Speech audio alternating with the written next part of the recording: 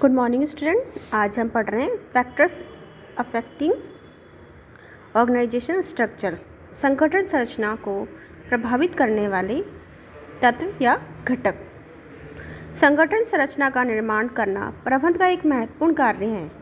अच्छी संगठन संरचना के माध्यम से ही प्रबंधक अपने कार्यों से दूसरों को आवश्यक सहयोग प्राप्त करता है तथा संस्था के उद्देश्यों को प्रभावी ढंग से पूरा करता है। इसमें पीटर एफ डकर लिखते हैं कि संगठन संरचना का एक अत्यंत महत्वपूर्ण साधन है तथा गलत संचार व्यवस्था की कार्यक्षमता को भयंकर रूप से प्रभावित करता है। संगठन संरचना एक अत्यंत महत्वपूर्ण साधन है तथा गलत संचार व्यवस्था की कार्यक्षमता को भयंकर रूप से प्रभावित करता है और यहाँ तक कि गलत संरचना व्यवस्था का विनाश भी करता है। अतः संगठन संरचना कैसी हो ये प्रश्न निश्चित ही गंभीर प्रश्न है। इस प्रश्न का उत्तर के पूर्व में कई बातों पर विचार करना पड़ता है।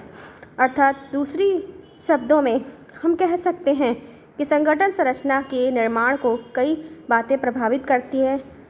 उन सब का ध्यान में रखना चाहिए। जो बातें और घटक संगठन संरचना को प्रभावित करती हैं वह निम्नलिखित हैं। सबसे पहले मैं बताना चाहूँगी पहला पॉइंट, संगठन के उद्देश्य।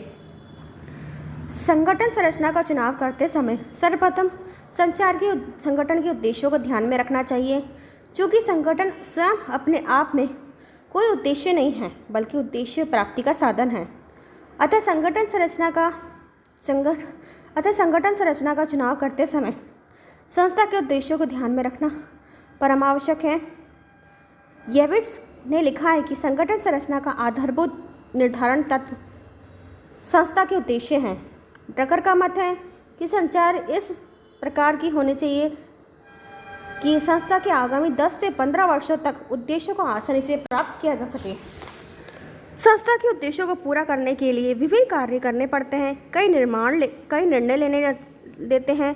ऐसी दशा में संगठन संरचना का निर्माण करते समय इस बात को ध्यान में रखना चाहिए कि उद्देश्य की प्राप्ति में कौन कौन से कार्य तथा निर्णय होंगे। उन कार्यों को पूरा करना निर्णय लेने के लिए संगठन की कौन सी संरचना लाभप्रद रहेगी। संगठन का आकार। मैंने 2 चैप्टर लिखे अभी तक। संगठन संरचना का निर्माण का दूसरा महत्वपूर्ण तत्व है, ध्यान में रखना चाहिए। संगठन का आकार कैसा हो। संगठन बहुत बड़ा ना हो। संगठन संरचना का केंद्रीय करते समय विकेंद्रीकरण का बहुत अधिक ध्यान दिया जाना चाहिए। यदि संगठन छोटा है तो केंद्रीय संगठन भी अपनाया जा सकता है। संस्था की संचालिका की क्रियाएं। तीसरा पॉइंट है संस्था के संचालिकन क्रियाएं। प्रबंध स्वयं कार्य नहीं करता बल्कि वह दूसरों से कार्य कराता है। अतः जो व्यक्ति कार्य करते हैं वह संस्था की संगठन संरचना को प्रभावित करते हैं। इसी प्रकार संस्था की संचालिका क्रियाओं को किस प्रकार विभाजित किया जाता है, किस प्रकार उनमें आपसी संबंध स्थापित किए जाते हैं, इन सभी बातों को ध्यान में रखा जाता है। नेक्स्ट पॉइंट है इसका प्रबंध के कार्य। प्रबंध अपने कार्यों में मानवीय भौतिक संसाधन की कार्यकुशलता में वृद्धि करने का प्रयास करता है।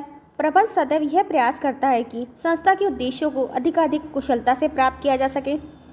परिणाम स्वरूप प्रबंध के विभिन्न स्तरों पर इस प्रकार के संबंध स्थापित किए जाते हैं कि संस्था के उद्देश्यों की प्राप्ति करने में सुविधा मिले और प्रबंध के कार्यों में संगठन संरचना को प्रभावित हो। तो प्रबंध के कार्य भी संगठन संरचना को कई रूप में प्रभावित करते हैं। नेक्स्ट पॉइंट है चतुराई, स्किल। चाहे प्रबंध हो या कोई भी व्यक्ति हो, उसमें आपस में चतुराई में भिन्नता पाई जानी चाहिए। इसमें समस्या का निवारण करने, भावनाएं, इच्छा, पहलपन की क्षमता आदि में प्राय अंतर आ जाता है। अतः एक व्यक्ति को कितना कार्य दिया जाना है यह बात भी उसकी कार्यकुशलता पर निर्भर करती है। इस प्रकार संस्था के एक व्यक्ति से दूसरे व्यक्ति के संबंध निश्चित करते समय यह भी उसकी चतुराई का ध्यान में रखना चाहिए। बच्चों नेक्स्ट पॉइंट है जैसे 6 पॉइंट, सामाजिक और मानवीय आवश्यकता। संस्था कार्य करने वाले व्यक्तियों में कुछ सामाजिक और मानवीय आवश्यकता भी होती है। इन आवश्यकताओं की पूर्ति करने पर व्यक्ति को मानवीय आदर, अपनेपन की भावना होनी चाहिए, किंतु इन आवश्यकताओं की पूर्ति चाहने मात्र से नहीं होती बल्कि इस हेतु व्यक्ति के साथ अच्छे संबंधों का निर्माण की आवश्यकता भी होती है। अतः मानवीय मानवीयता बनाए रखने की आवश्यकता बहुत ही ज़रूरी है। समाज के साथ जीना है तो हमें मानवीय व्यवहार और मानवीय आवश्यकता की ज़रूरी होती है और संगठन में इन सब चीज़ों का बहुत ही महत्वपूर्ण योगदान होता है। नेक्स्ट पॉइंट है विकास की दर। संगठन संरचना का निर्माण केवल आज की आवश्यकताओं को ध्यान में रखकर ही नहीं किया जाता, भविष्य की आवश्यकताओं को भी ध्यान में रखना परम आवश्यक होता है। अतः संगठन संरचना में सामान्य इतनी लोचशीलता तो अवश्य होनी चाहिए कि 10 से 15 वर्ष तक वे संचार उपयुक्त संरचना जो पूरी तरह से बनी रहे। नेक्स्ट पॉइंट है संगठन की विभागीकरण। संस्था का विभिन्न आधारों पर विभागीकरण किया जाता है। विभागीकरण करने के चाहे कोई भी आधार हो ना हो, प्रत्येक आधार पर एक सीमा का संगठन संरचना की आवश्यकता पड़ती है। नेक्स्ट पॉइंट है 9th पॉइंट प्रबंधकीय नीति। प्रबंधकीय नीतियों का भी संगठन संरचना पर प्रभाव पड़ता है। प्रबंध सभी अधिकारी को अपने हाथों में ही केंद्रीकृत कर रखता है या संबंधित अधिकारी को प्रत्यायोजित करना चाहता है। नेक्स्ट पॉइंट है उच्च प्रबंधकों की योग्यता एवं क्षमता। सर्वप्रथम प्रबंधकों की योग्यता और क्षमता भी संगठन संरचना को प्रभावित करती है। यदि प्रबंध बहुत अधिक योग्य और क्षमतावारक हैं तो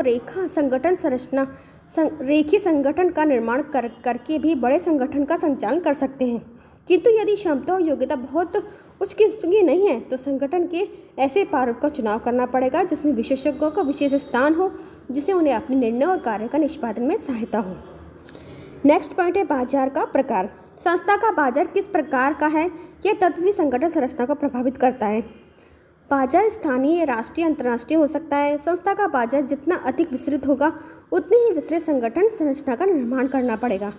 इसके विपरीत बाजार जितना छोटा होगा संगठन की संरचना भी संकुचित हो जाएगी। नेक्स्ट पॉइंट है प्रतिस्पर्धा। संस्था की प्रतिस्पर्धा की स्थिति के कारण भी संगठन संरचना विस्तृत और संकुचित हो सकती है। ठीक है। नेक्स्ट पॉइंट है प्रथाएं और परंपराएं।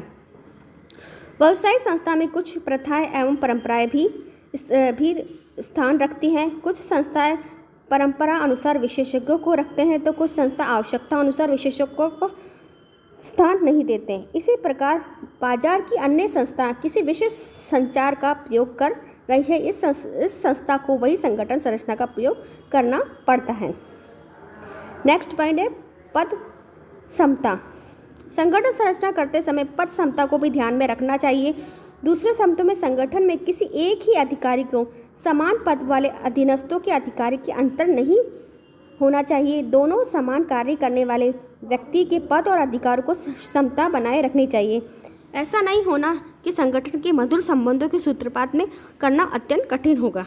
नेक्स्ट एंड लास्ट पॉइंट है नियंत्रण का विस्तार।